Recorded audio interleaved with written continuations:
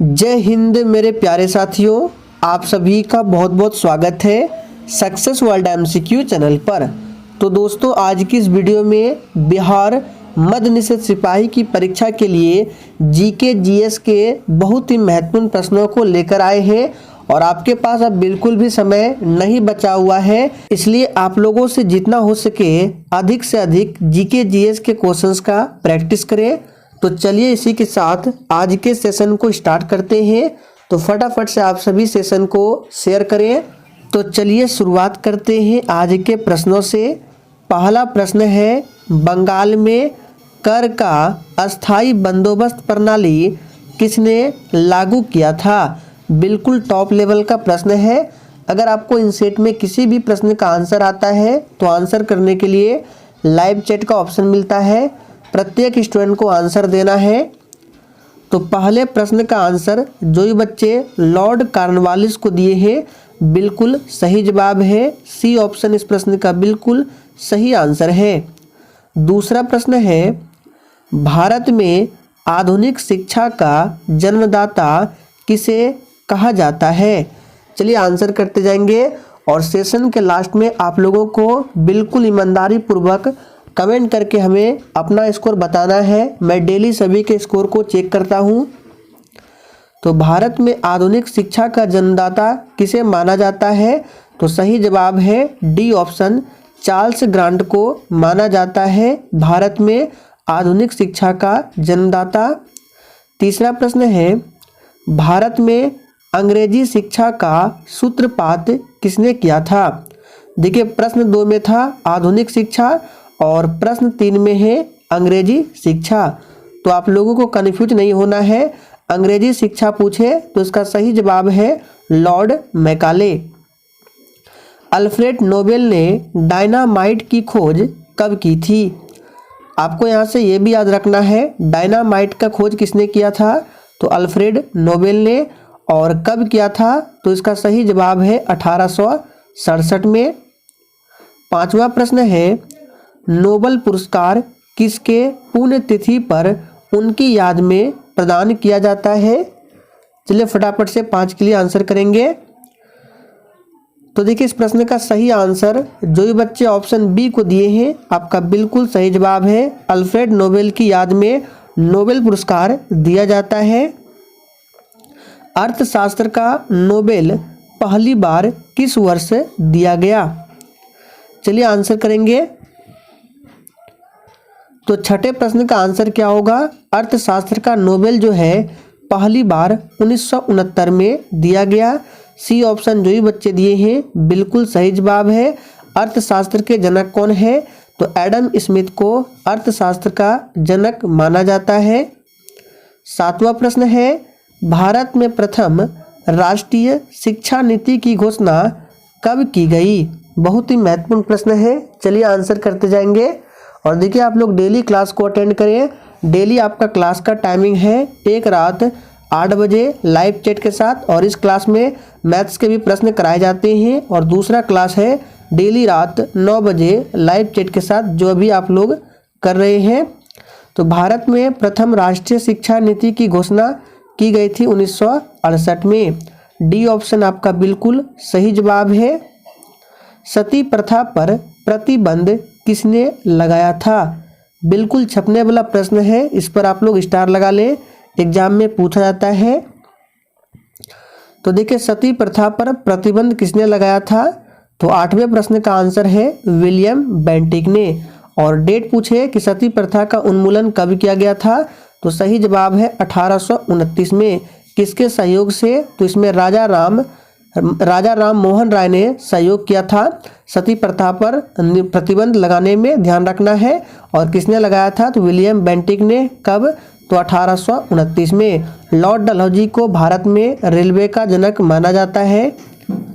बंगाल में द्वैध शासन की स्थापना किसने किया था? एक भी प्रश्न फालतू नहीं है, सभी प्रश्न आपके एग्जाम के लिए महत्वपूर्ण है। फटाफट से आंसर बताएंगे।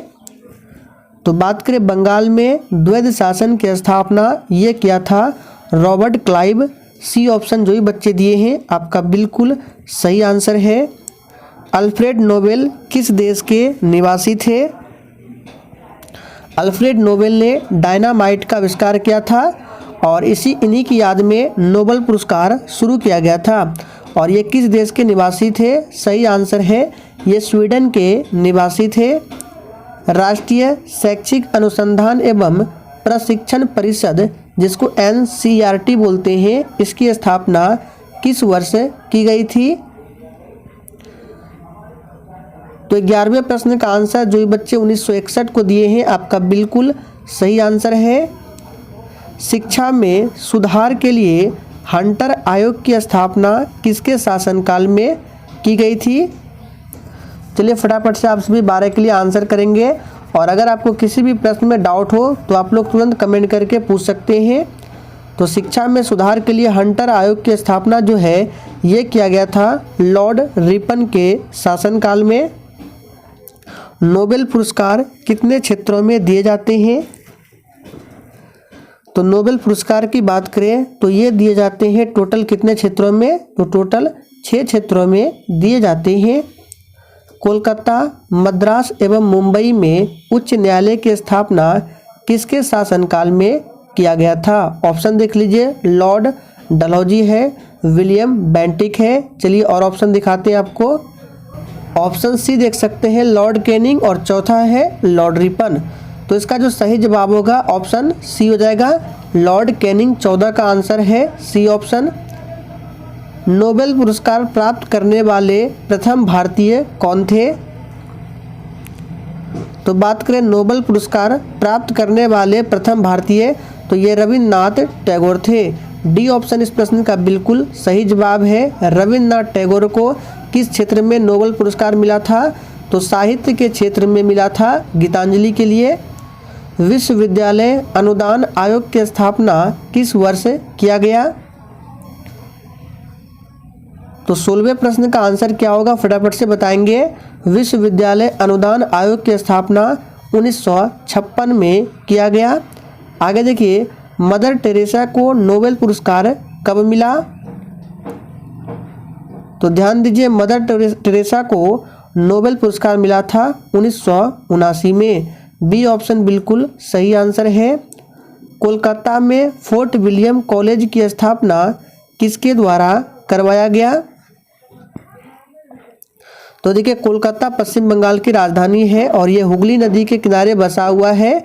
और कोलकाता में फोर्ट विलियम कॉलेज जो है इसकी स्थापना किसके द्वारा करवाया गया था?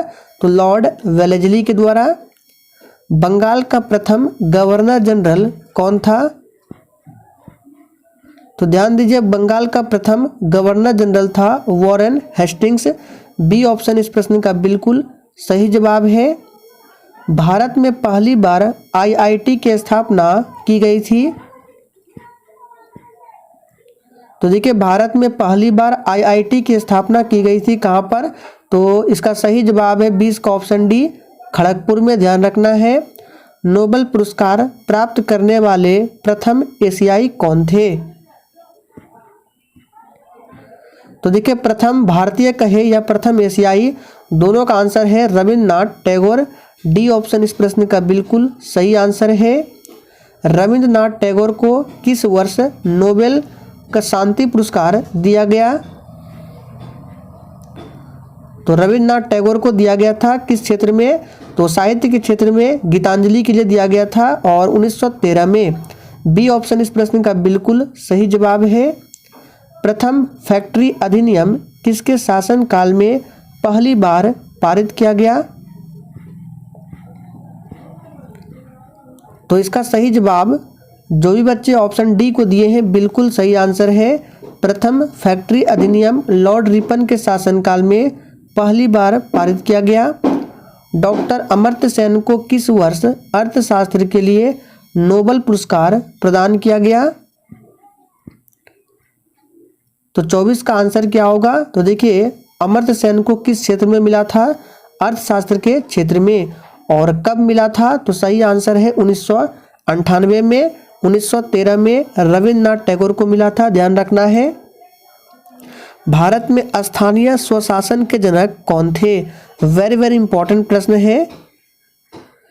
तो बात करें भारत में स्थानीय स्वशासन के जनक, तो लॉर्ड रिपन को माना जाता है।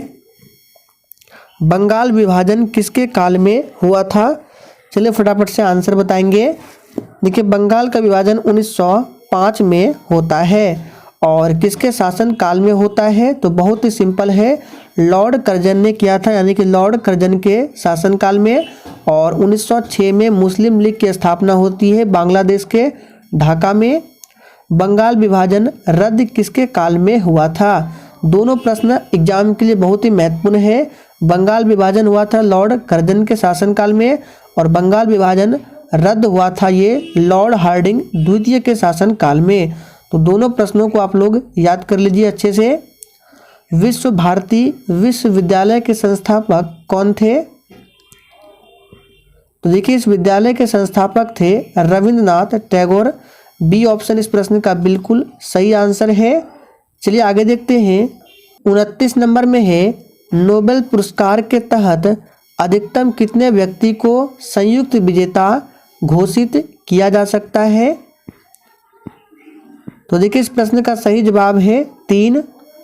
भारत में अंग्रेजी शिक्षा का मैग्ना कार्टा किसे कहा जाता है? बहुत ही महत्वपूर्ण प्रश्न है, इसको ध्यान रखें। चलिए आंसर करेंगे। तो हमने आपको प्रैक्टिस सेट में कराया था वुड डिस्पैच को भारत में अंग्रेजी शिक्षा का मैग्ना कार्टा कहा जाता है। भारत में होम रूल लीग की स्थापना 1917 में किसके शासनकाल में किया गया? देखिए भारत में होम रूल लीग की स्थापना कब होती है? 1917 में।